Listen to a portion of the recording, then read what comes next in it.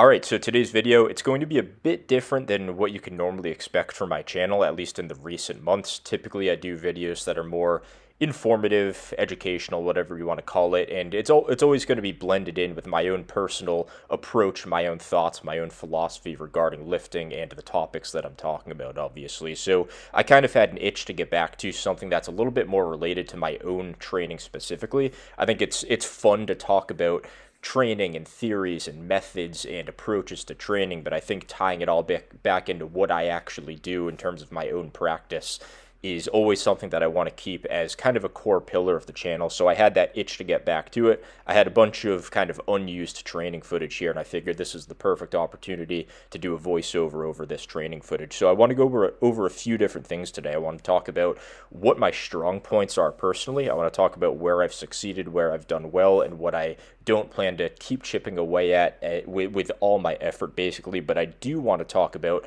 what my upcoming goals are. So what areas and what lifts are super high priorities at the moment, what are some weak points that I want to bring up, and what is my overall goal, where is my mindset shifted with everything. So those are the topics you can expect to hear about today. And before I get into that, I did want to talk about Boost Camp. If you are unaware, Boost Camp is a training app where you can access all of my released programs, including my home gym upper lower split, my regular commercial gym upper lower split, my push pull legs push pull split, which is what I use to get 18-inch arms, as well as my progressive overload anxiety program, which I think is excellent for anybody that does deal with the progressive overload anxiety that can be induced from typical bodybuilding or powerlifting progression schemes you see very often. So if you want to check out Boost Camp, it's entirely free. There is a paid version, which if you download the app in my description, you can actually use my code BOOSTCAMP to get 2 weeks free of the premium subscription, so you can see if you like it or not. And either way, there's always free programs, so it's absolutely worth the download, and I highly encourage you to go check it out if you haven't already. So with that said, I wanted to go over some of my personal strong points that I believe I've done a very good job of training in recent months and recent years. So the first one I'd say, it's my arms. They've come up, I would say, basically into a strong point. I don't think they're such a strong point to where they're overpowering the rest of my physique, but I would say if you were just to kind of look at my physique, like if you look at the clip where I was doing those lateral raises, I think you can kind of tell the arms are, if anything, a strong point, which is big picture wise, it's excellent, and I couldn't be happier because they used to be such an obvious weak point during my power building days. But I'm very happy to say that I'm pretty satisfied with how they are, and now I can take some of that not only mental focus but the actual physical training slots in my program and put them towards new goals, which is obviously exciting to just have some novelty in the program and have some new goals to chase after. But it's also nice just to be able to continue to progress my physique, which is ultimately the goal of bodybuilding in the first place, right? So the arms are the first strong point. I would also say my pecs have been growing pretty well lately. I couldn't be happier with that. I'd never say they were specifically a weak point or anything, but if anything, I would probably say they're a strong point as well. The delts is where it gets a little bit murky. So I would say my front delts and kind of my side delts are a pretty strong point too, but my rear delts are lagging quite a bit, and I don't have any other excuses for this other than I just have been a little bit lazy with it. I've put so much of my time into training the arms, the delts, the pecs, the lats, the traps, that by the time I get to a slot in my program where I would have a spot to do rear delt work, I'm pretty fried, and it's been a pretty low priority. So my whole philosophy with rear delts is you can kind of get away with not training them directly for periods of time, and they can more or less maintain from where you've had them, because obviously if you're continuing to grow your traps and your lats through pulling variations, the rear delts will more or less kind of maintain. If you're more advanced, they might grow pretty well actually if you're a little bit earlier in your training career, because you don't need quite as much direct stimulus to get every single muscle group to grow. So the rear delts are an area that I do want to bring up, but the front and side delts, not quite as high of a priority for myself personally. So those are kind of the strong points that I see on my physique, and other than that, there's a few areas that I do want to prioritize. And before I get into a specific muscle group I want to prioritize, I do actually finally, and I know people have been waiting years for this probably, I do finally want to start leaning out a bit.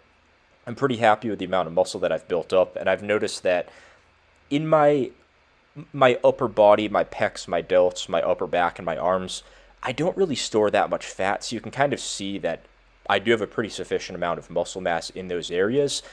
The fat that I have mostly just kind of gets stored around like my lower back and my stomach, just like most other guys. So I figured I'm not really losing all that much size in the upper body. I would kind of just disproportionately be losing most of my fat around the midsection, which might as well do it, right? So the main reason I want to do it is because I'm actually getting a little bit sick of just eating so much. My appetite's been dwindling down.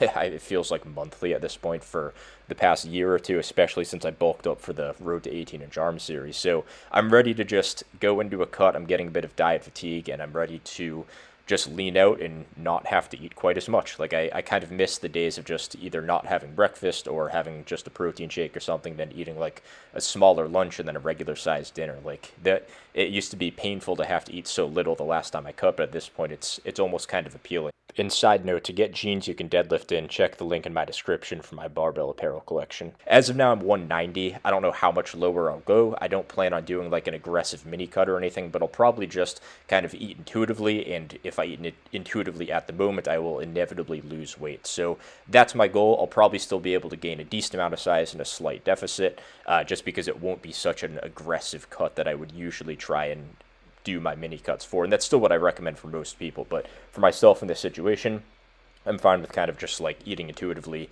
seeing where I land in 2 or 3 months, and kind of reassessing from there. It's not a super high urgency for myself at this very moment. So let's go into some of the weak points. The first weak point that I want to bring up is my forearms, and more specifically my brachioradialis. I feel like my upper arms, like specifically the bicep and the tricep, are in pretty good spots. My biceps in particular, I would say they're my clear-cut strong point on my physique as a whole.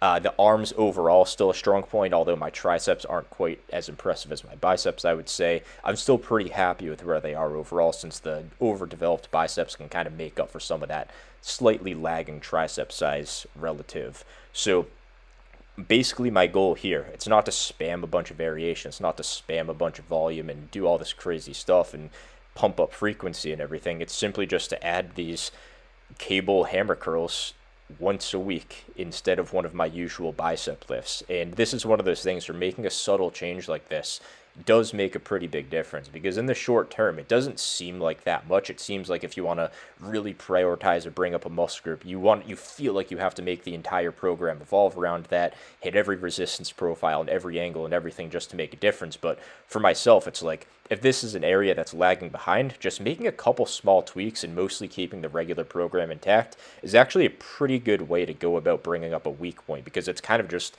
the logical first step to go about it. And if I just keep doing these hammer curls and I slowly get better at them over time and push them as hard as I possibly can, even if it's just once a week, the brachialis and the brachioradialis will still get stimulus at the very least for maintenance when I do my regular bicep work on my other session. And if I can bias them in a lift this session, I'm pretty certain they're going to be able to grow. So this is the logical first step to try and bring these up. And if they're still lagging behind 2-3 months down the road, then sure, adding a little bit more frequency or variety, I'll never be shy to do that. I just don't want to immediately go to that as my first logical conclusion, when getting away with a little bit less and leaving some other spots open just makes a little bit more sense to me.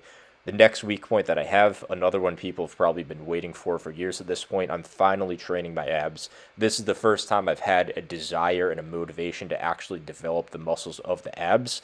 I think Natural Hypertrophy said this a while ago. I can't remember if he was specifically talking about me or if he was talking about physiques in general. He was saying that abs kind of tie everything in together and it makes your physique look complete. It's almost like the finishing touch.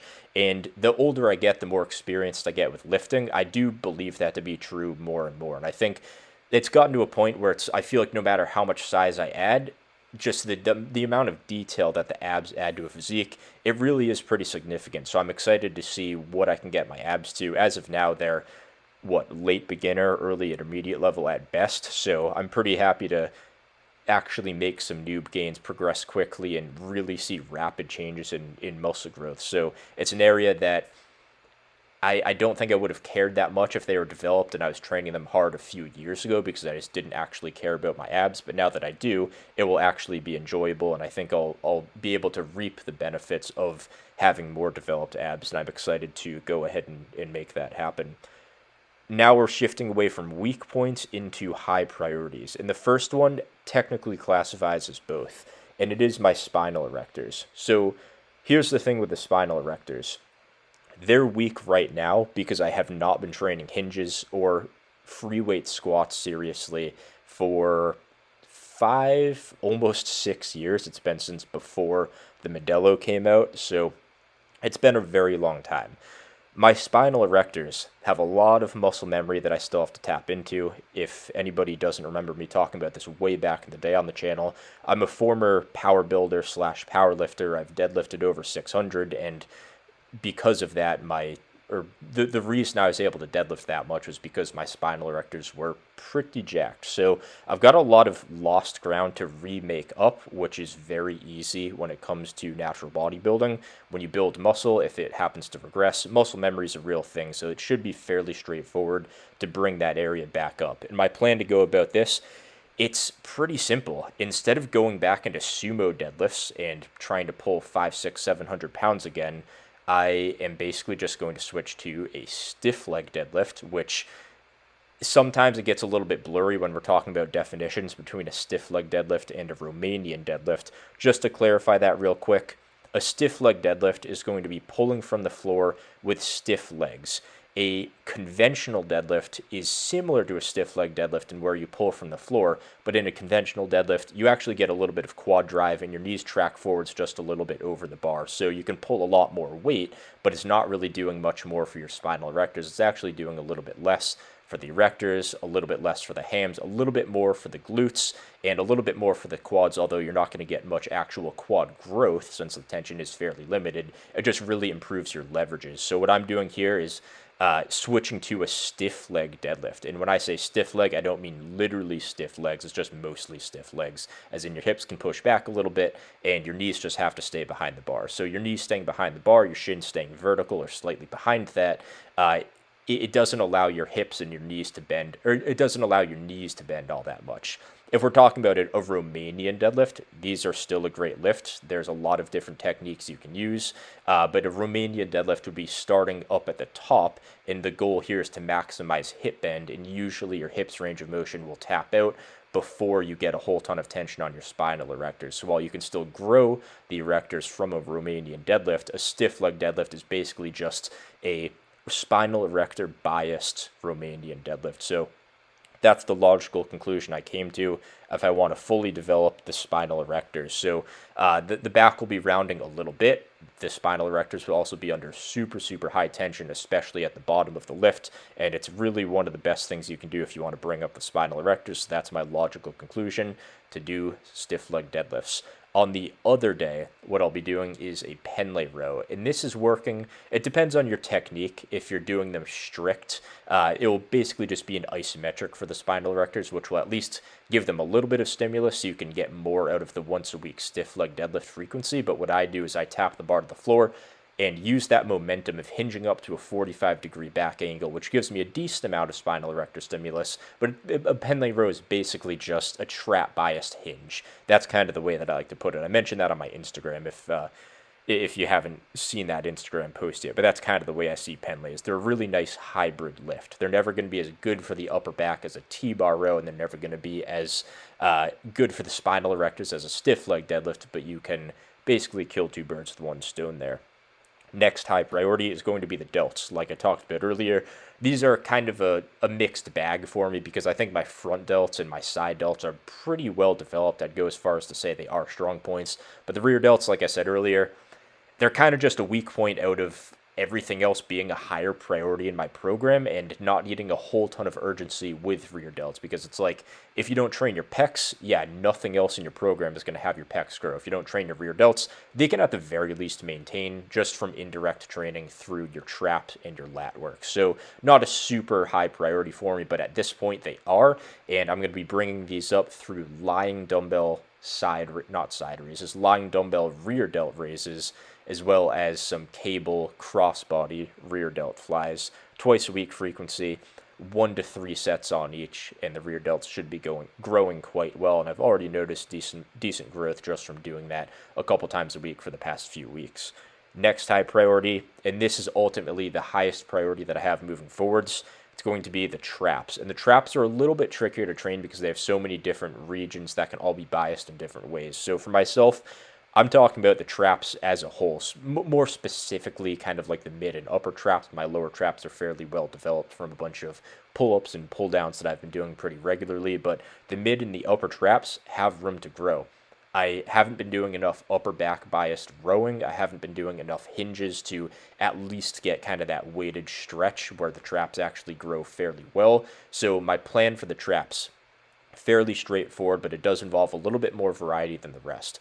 The first lift I'm going to be doing that technically counts as trap work is going to be the stiff leg deadlifts. If your traps are a high priority, this isn't enough, but it's at least enough to get a good little weighted stretch across various holding patterns throughout the range of motion. So it's at least getting you a little bit of stimulus, it's at least getting you a weighted stretch, but it won't build you just massive traps just from something minimalistic like this. So on the day that I do my stiff leg deadlifts, what I'm also doing is my row machine, so my plate-loaded maxi-cam row. The grip that I use here is pronated, and my elbows are flared over 45 degrees when I do this, and my main emphasis is getting a lot of scapular protraction and a lot of scapular retraction. The machine has a descending resistance profile. It is length and biased because it functions on a hinge, and this is excellent for the traps since I find they are extremely weak in the short position. So if you want a similar variation to this, a chest-supported plate-loaded T-bar row is absolutely going to be the best bet. My machine is very comparable. It's just a slightly more extreme resistance profile in terms of start-to-finish comparison. So that's going to be the second lift on that first day for the traps. On my second traps day, what I'm doing is I am doing Pendlay rows to start. Like I said, these are an upper back biased hinge. Really, really good for the traps, but not quite the best it gets. So what I'm doing to complement this on that day is a machine power shrug. And this gets you an insane weighted stretch, specifically on the mid to upper traps, and then a very, very good contraction for the upper traps. It's a bit hard to work the mid and lower traps on this movement just because it's impossible to use that much weight that you need to get for a weighted stretch and kind of like shrug up and back. You're mostly just going to be shrugging up and even a little bit forwards, but it's still a decent range of motion on the concentric. The weighted stretch is insane, and the power shrug, when you put the power in power shrug, that smooths out that resistance profile that I believe the traps to benefit from pretty greatly, just because they are so weak in the short position. And that's why I'm not huge on strict shrugs. So power shrug, you kind of get the best of both worlds, and that's why I'll be doing these. And my 100-pound plates are such a great benefit to this. It just saves so much time loading up all that heavy weight. So these are great, and I'm actually going to be building. It won't be like this week or next, but my goal this summer is to build a deadlift and power shrug platform, so I'll probably keep you posted with how that goes. It'll be a pretty cool addition to the gym. So last thing I have, this isn't really a priority or anything, it's just been kind of a challenge with my own training that I just felt like talking about because I think it's interesting. So one thing that I've always had as a very, very strong point is my lats. Specifically in my power building days, I was all about the big three and just leverage maxing those lifts as much as I can, basically just hyper focused on my 1 rep maxes with the best leverages possible. Complete waste of time for the most part, but two things I got right in that time that I've talked about before: my delt training and my lat training. For whatever reason, I had those figured out. I wasn't training them and growing them in the most efficient ways, but a lot of the stuff I was doing turned out to be what worked pretty well, and that was how I kind of learned to train some of the other muscle groups and bring up my physique as a whole. So when it comes to the lats, one thing I've noticed now is they're harder to train after hyper focusing on my arms. So when my arms were a weak point and they were 16 and a half inches in that range when I was very strong on the big three, lat training felt excellent. Like anytime I do any type of pull up, pull down, anything, I'd have an incredible connection with my lats. The mind muscle connection obviously would be excellent. The stimulus I could get from every set would just be off the charts.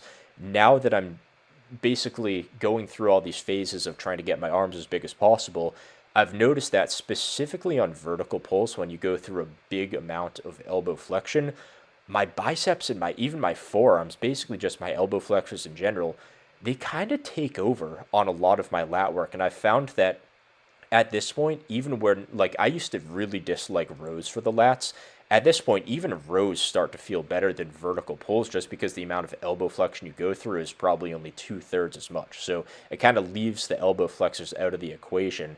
And basically just having to kind of redesign my technique and be much more strict and intentional with what I'm doing. So you probably saw earlier in this video when I was doing those machine rows with the neutral grip going very slow, I found that I have to go very, very slow, and diagonal pulls feel best, and that's why I was kind of scooted back and leaning forwards on that machine. So I found, as weird as it sounds, I found that a slower concentric feels really good, and a diagonal pull where you can kind of minimize the amount of elbow flexion you get feels really good, where you're not doing a like a strict, very upright 90-degree torso angle row where it's just super short biased and feels awkward. But I found that diagonal pull where it's more of a mid-range, a little bit short bias lift, I found that kind of feels best. And on that machine where the resistance profile is very extremely lengthened biased, I found that complements the internal strength curve quite well.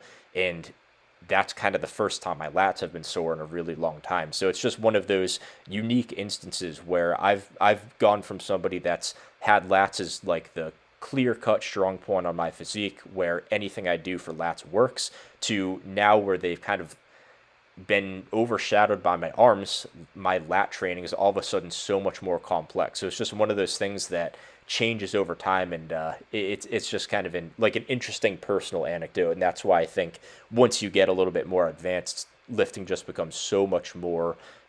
It just has to be so much more individualized, and I think that's one of the interesting roadblocks I'm running into. So it's definitely frustrating in some ways, but I also find it kind of interesting to like get over that hurdle, and finding out new ways to get around it, I guess, it's been a fun new challenge. Basically, it's kind of broken up a little bit of monotony there. So anything, if you look at it the right way, can be beneficial rather than being upset and annoyed that I can't grow my lats. I'm basically, just as corny as it sounds, taking it as a new opportunity to further my lat training. So with all that said, that's pretty much all I got for today. I will have some more interesting videos coming out soon, so hopefully you liked the update, and either way, let me know what you think in the comments. I will see you guys in the next one.